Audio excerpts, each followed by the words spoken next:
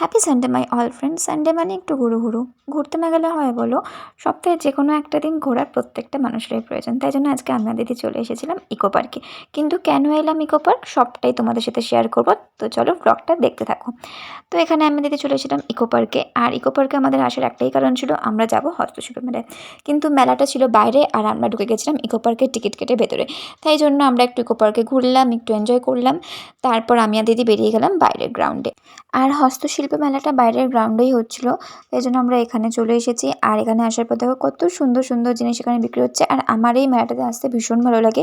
মেলাটা যেখানেই হোক না কেন আমি সেই জায়গায় যাওয়ার চেষ্টা করি, বাট দূরে হলে সেটা সম্ভব হয় না।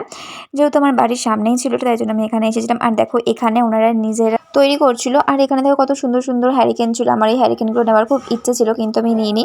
আর এখানে এই ঠাম্মিটা একটা হ্যারিকেনের উপর খুব সুন্দর ডিজাইন করছিল। আর এখানে শুধু ঘরের জিনিসপত্র নয়, এখানে জুয়েলারি ছিল, শাড়ি ছিল। আমি শাড়ির ভিডিওগুলো নিতে পারিনি, বাট এখানে অনেক জিনিসপত্র ছিল। আর এইগুলো দেখে আমার পছন্দ হয়েছিল, তাই আমি এগুলো নিলাম। একটু দাম দর করে তোমরা নিও, হিউজ দাম বলছিল।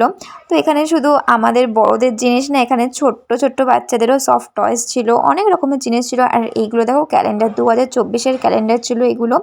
আর এখানে দেখো ফুলগুলো, ফুল মানেই সুন্দর, কত সুন্দর সুন্দর দেখতে লাগছে না? এগুলো কাগজের ফুল ছিল। যারা এই ডিজাইনগুলো করেছে তাদেরকে সত্যি হ্যাটস অফ, খুব সুন্দরভাবে ডিজাইন করেছে। এগুলো কাঁচের ওপরে ডিজাইন ছিল। আর দেখো এই মূর্তিগুলো কি ভালো লাগছে বলো, প্রত্যেকটা ঠাকুরের মূর্তি ছিল। আর এখানে এই ঠাকুরের মূর্তিটা আমার ভীষণ পছন্দ হয়েছিল, খুব পছন্দ হয়েছিল। তারপর আমি বাইরের দিকে বেরিয়ে গেছিলাম। বাইরের দিকে এখানে অনেক বড় বড় ফ্লাওয়ার ভাস ছিল।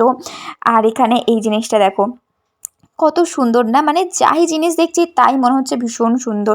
নেওয়ার ইচ্ছা প্রত্যেকটাই ছিল, কিন্তু আমি নিইনি, কারণ আমার ঘরে রাখার মতো জায়গা নেই। আর এখানে লাস্টে আমি নিলাম এই ফ্লাওয়ারগুলো সুন্দর লাগছিল। আর মেয়েরা তো ফ্লাওয়ার নিতে পছন্দই করে। তো এখানে আমি ফ্লাওয়ার নিয়েছি, ওই ফ্লাওয়ার ভাসটা নিয়েছি। তো নিয়ে এখন আমি চলে যাচ্ছি বাইরের দিকে।